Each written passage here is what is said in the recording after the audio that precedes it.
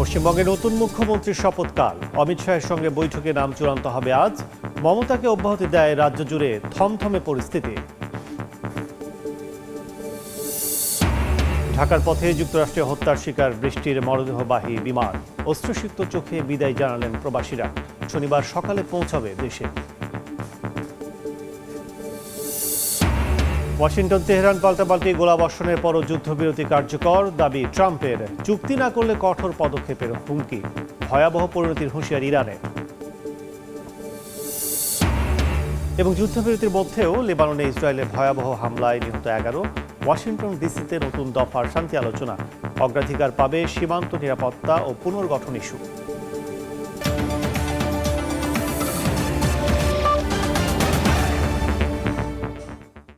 আন্তর্জাতিক সময়ের সঙ্গে আছে আমি কাজল আব্দুল্লাহ।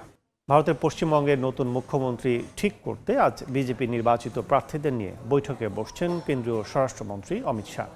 শনিবার ব্রিগেড প্যারেড গ্রাউন্ডে শপথ নেবে রাজ্যের নতুন সরকার। উপস্থিত থাকবেন প্রধানমন্ত্রী নরেন্দ্র মোদী সহ বিভিন্ন রাজ্যের মুখ্যমন্ত্রীরা। এদিকে মমতা বন্দ্যোপাধ্যায় পদত্যাগ না করায় রাজ্যপাল বিধানসভা ভেঙে দেওয়ার পর থমথমে পরিস্থিতি বিরাজ করছে পশ্চিমবঙ্গ জুড়ে। সুব্রত আচার্যের রিপোর্ট। পশ্চিমবঙ্গে সরকার গঠনে তোড়জোড় শুরু করেছে বিধানসভা নির্বাচনে ইতিহাস গড়া বিজেপি।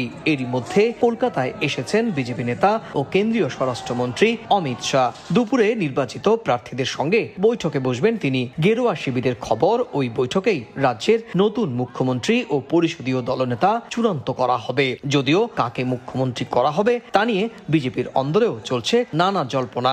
অনেকেই মনে করছেন শুভেন্দু অধিকারীকেই বেছে নিতে পারে পদ্ম শিবির। আইনের উপর আস্থা রাখবেন, নিজেরা আইন হাতে তুলে নেবেন না, এবং নতুন বিজেপি সরকার এলে বেআইনি অস্ত্রমুক্ত, খুনি মুক্ত, গুন্ডা মুক্ত, ধর্ষক মুক্ত পশ্চিমবাংলা গড়ার কাজ করবে। শুক্রবার সন্ধ্যায় হবু বিধায়কদের নিয়ে রাজভবনে গিয়ে নতুন মুখ্যমন্ত্রী রাজ্যপালের কাছে সরকার গঠনের অনুরোধ জানাবেন। সেই প্রক্রিয়া সম্পূর্ণ হলে শনিবার ব্রিগেড প্যারেড গ্রাউন্ডে শপথ নেবে পশ্চিমবঙ্গের নতুন সরকার। রাজ্যে বিজেপির প্রথম মুখ্যমন্ত্রী শপথ অনুষ্ঠানে যোগ দেবেন ভারতের প্রধানমন্ত্রী নরেন্দ্র মোদী।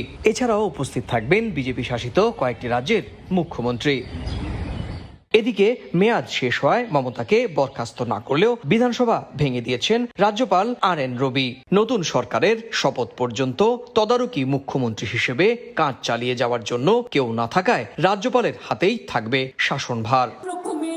এদিকে বিধানসভা ভেঙে দিলেও নিজেকে সাবেক বলতে নারাজ মমতা। সামাজিক যোগাযোগ মাধ্যমে তার ভেরিফাইড পেজের পরিচয়ে এখনো লেখা পশ্চিমবঙ্গের মুখ্যমন্ত্রী। দলের তরফ থেকে দাবি করা হচ্ছে বিজেপির ভোট লুট এবং নির্বাচন কমিশনের ভূমিকায় প্রতিবাদ স্বরূপ পদ থেকে ইস্তফা দেননি মমতা। যদিও রাজনৈতিক বিশ্লেষকদের মতে তার সঙ্গে অবিচার করা হয়েছে, এই কথা নিজের সমর্থকদের বোঝানোর জন্যই এমনটা করেছেন তৃণমূল নেত্রী। এমন অবস্থায় রাজ্য জুড়ে একটা অস্থিরতাও বিরাজ করছে। পরিস্থিতি নিয়ন্ত্রণে মোতায়েন করা হয়েছে বিপুল সংখ্যক নিরাপত্তা বাহিনীও। সুব্রত আচার্য, সময় সংবাদ, পশ্চিমবঙ্গ, ভারত। ভারতের পশ্চিমবঙ্গের রাজনীতির খবর জানাতে কলকাতায় আছেন সহকর্মী সুব্রত আচার্য। যাচ্ছি তার কাছে। দেখুন, পশ্চিমবঙ্গের যে নির্বাচনে 2 দফা নির্বাচনে 23 এবং 29 এপ্রিল যারা লম্বা লাইনে দাঁড়িয়ে ভোট দিয়েছেন প্রায় 6.5 কোটি মানুষ, তাদের প্রত্যেকেরই প্রত্যাশা যে কখন রাজ্যের ভাবী মুখ্যমন্ত্রীর নামটি ঘোষণা আসে, এবং সেই ঘোষণা দেওয়ার জন্য ইতিমধ্যেই বিশ্ব বঙ্গ সম্মেলন সে কনভেনশন সেন্টার বিশ্ব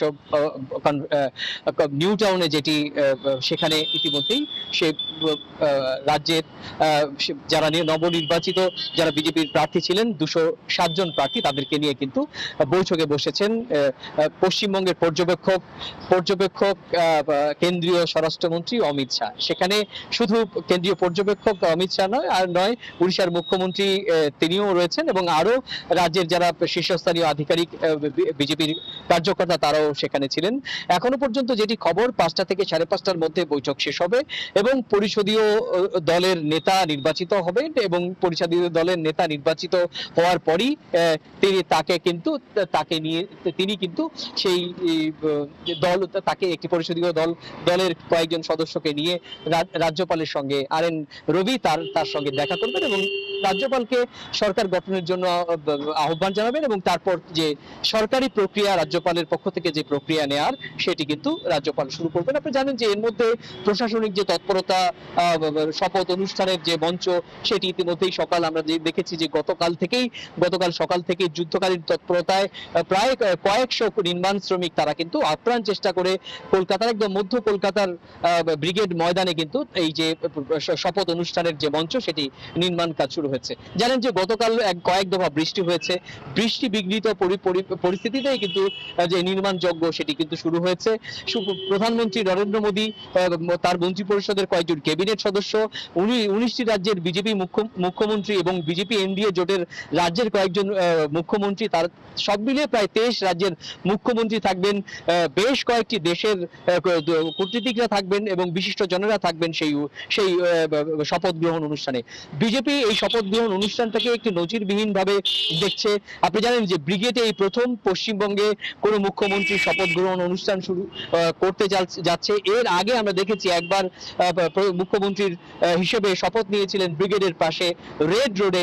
এবার কিন্তু দেখা যাচ্ছে যে ঐতিহাসিক ব্রিগেড প্যারেড ময়দানে এই মুখ্যমন্ত্রীর শপথ অনুষ্ঠান গ্রহণ করা হচ্ছে।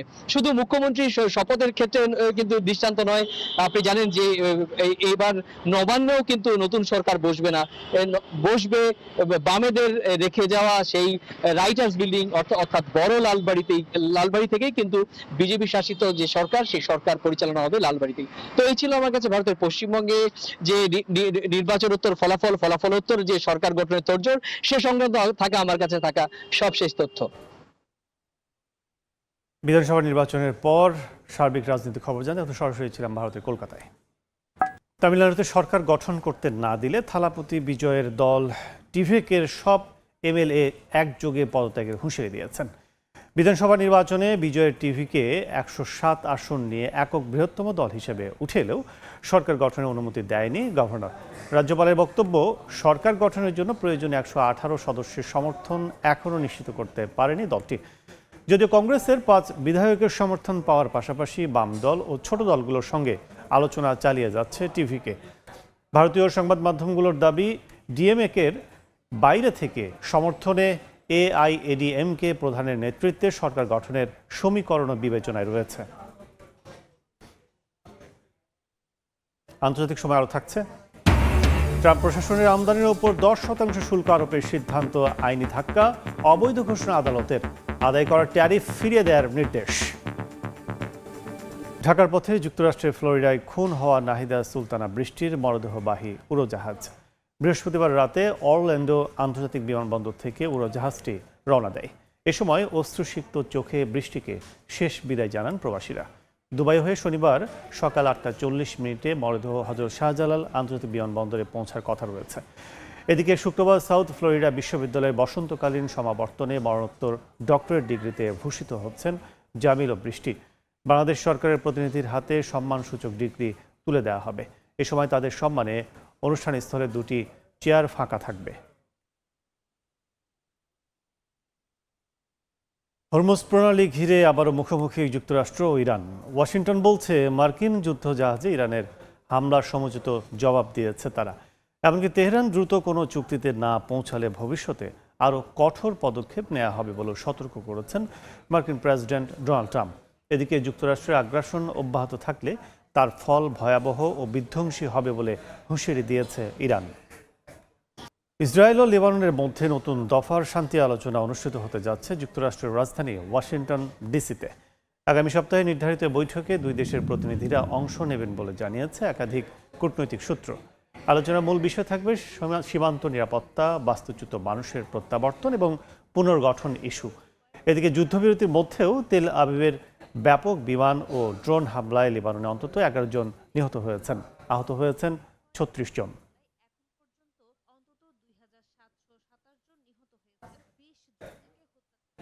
আন্তর্জাতিক সময় আরও থাকছে। ইন্দোনেশিয়ার মাউন্ট ডুকোনো আগ্নেয়গিরিতে ভয়াবহ অগ্নুৎপাত, 3 পর্বতারোহীর মৃত্যু, আটকা পড়েছেন অন্তত 20 জন, জরুরি সতর্কতা জারি। গাজা সিটির পশ্চিমে একটি পুলিশ পোস্টে ইসরায়েলি বিমান হামলায় অন্তত 3 জন পুলিশ সদস্য নিহত হয়েছেন। এই ঘটনায় আরও আহত হয়েছেন আরও বেশ কয়েকজন। ইসরায়েল সময় বৃহস্পতিবার স্থানীয় স্বাস্থ্য কর্তৃপক্ষ হামাস নিয়ন্ত্রিত স্বরাষ্ট্র মন্ত্রণালয় এসব তথ্য জানায়। ইসরায়েলি সেনাবাহিনীর পক্ষ থেকেও এ বিষয়ে তাৎক্ষণিক কোনো মন্তব্য পাওয়া যায়নি।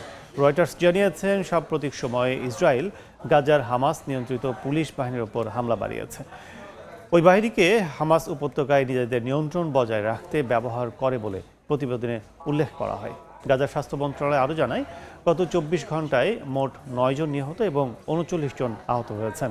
বিবৃতিতে আরও বলা হয়, এখনও অনেক মানুষ ধ্বংসস্তূপের নিচে এবং রাস্তায় আটকে আছেন। অ্যাম্বুলেন্স ও সিভিল ডিফেন্স টিমের পক্ষে তাদের কাছে পৌঁছানো সম্ভব হচ্ছে না। সীমিত যুদ্ধবিরতি ঘোষণা নিয়ে কড়া সমালোচনা করেছেন ইউক্রেনের প্রেসিডেন্ট ভলোদিমির জেলেনস্কি। এক ভিডিও বার্তায় তিনি দাবি করেন, রাশিয়া চায় ইউক্রেন যেন তাদের সামরিক কুচকাওয়াজকে নিরাপত্তা দেয়, তারপর আবার যুদ্ধ চালিয়ে যায়। ভিক্টোরি ডে উদযাপনে বিদেশি প্রতিনিধিদের মস্কো না যাওয়ার আহ্বান জানিয়েছেন জেলেনস্কি। এদিকে রুশ তেল স্টেশনে অষ্টমবারের মতো হামলা চালিয়েছে কিয়েভ। প্রেসিডেন্ট ডোনাল্ড ট্রাম্পের সব আমদানির ওপর 10% শুল্ক আরোপের সিদ্ধান্ত বড় আইনি ধাক্কা খেয়েছে। এক রায়ে এই শুল্ককে অবৈধ ঘোষণা করেছেন ফেডারেল আদালত। আইন অনুযায়ী নির্দিষ্ট পরিস্থিতিতে প্রেসিডেন্ট কংগ্রেসের অনুমোদন ছাড়াই সর্বোচ্চ 15% পর্যন্ত আমদানি শুল্ক আরোপ করতে পারেন। কিন্তু আদালত স্পষ্ট করেছেন, এই মামলায় সেই শর্তগুলো পূরণ হয়নি। কাজেই প্রশাসনের পদক্ষেপ আইনি ভিত্তি হারিয়েছে বলে মন্তব্য করা হয়। একই সঙ্গে মামলাকারীদের কাছ থেকে আদায় করা শুল্ক ফিরিয়ে দেওয়ার আদেশও দেওয়া হয়েছে। দেখছেন আন্তর্জাতিক সময়। কঠিন নাগরিকত্ব আইন ও রেসিডেন্স পারমিট প্রক্রিয়ার জটিলতার চরম ভোগান্তিতে পড়েছেন পর্তুগালে বসবাসরত অভিবাসীরা। 3রা মে প্রেসিডেন্টের স্বাক্ষরের মাধ্যমে পর্তুগালের বহুল আলোচিত নতুন নাগরিকত্ব আইন চূড়ান্ত অনুমোদন পায়। নতুন আইনে অভিবাসীদের নাগরিকত্বের জন্য বৈধ বসবাসের সময়সীমা 5 বছর থেকে বাড়িয়ে 10 বছর করা হয়েছে। পাশাপাশি রেসিডেন্স পারমিট ইস্যু ও শর্তেও আনা হয়েছে কঠোরতা। এছাড়া দেশটিতে জন্ম নেওয়া অভিবাসী শিশুদের নাগরিকত্ব প্রাপ্তিতেও যোগ হয়েছে নানা জটিল নিয়ম। এতে দিশেহারা হয়ে পড়েছেন হাজারো প্রবাসী। পর্তুগাল ছাড়ছেন বিভিন্ন দেশের অভিবাসীরাও। ইন্দোনেশিয়ার মাউন্ট ডুকোনো আগ্নেয়গিরিতে ভয়াবহ অগ্নুৎপাতের ঘটনায় 3 জন পর্বতারোহী মারা গেছেন। আটকা পড়েছেন অন্তত 20 পর্বতারোহী। আটকা পড়াদের মধ্যে 9 জন সিঙ্গাপুরের নাগরিক এবং বাকিরা ইন্দোনেশিয়ান। তাদের উদ্ধার চলছে অভিযান। দেশটির আগ্নেয়গিরি পর্যবেক্ষণ সংস্থার তথ্য অনুযায়ী স্থানীয় সময় শুক্রবার সকাল 7:41 শুরু হওয়া এই বিস্ফোরণে আগ্নেয়গিরির ছাই প্রায় 10 কিলোমিটার পর্যন্ত আকাশে ছড়িয়ে পড়ে। ঘটনাস্থল থেকে 4 কিলোমিটার পর্যন্ত প্রবেশ না করার সতর্কতা জারি করেছে কর্তৃপক্ষ। দেখছেন আন্তর্জাতিক সময়। মেক্সিকোর লস মোচিস শহরের একটি শপিং মলে ভয়াবহ আগুনে অন্তত 5 জন নিহত হয়েছেন, আহত হয়েছেন অন্তত 38 জন। চলছে উদ্ধার অভিযান। স্থানীয় সময় বৃহস্পতিবার দেশটির সিনালোয়া অঙ্গরাজ্যের লস মোচিস শহরের প্লাজা ফিয়েস্তা লাস পালমাস শপিং মলে আগুন লাগে।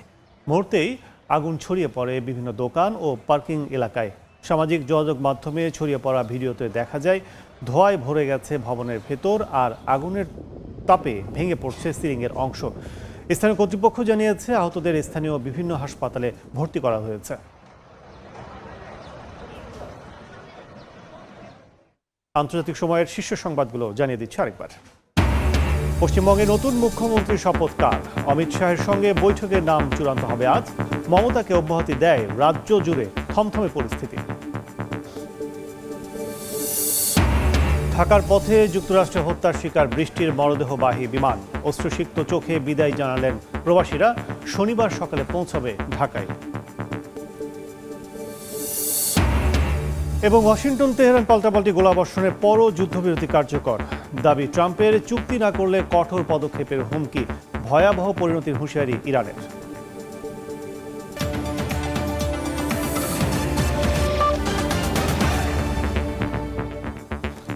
এই ছিল আন্তর্জাতিক সময়। এরপর বিকেল 5টার সময় সংবাদ নিয়ে সঙ্গে থাকবেন আলিশা ইসলাম। ধন্যবাদ কাজল। বিকেল 5টার সময় সংবাদ নিয়ে আসছি কিছুক্ষণ পর। সঙ্গে থাকুন সময়।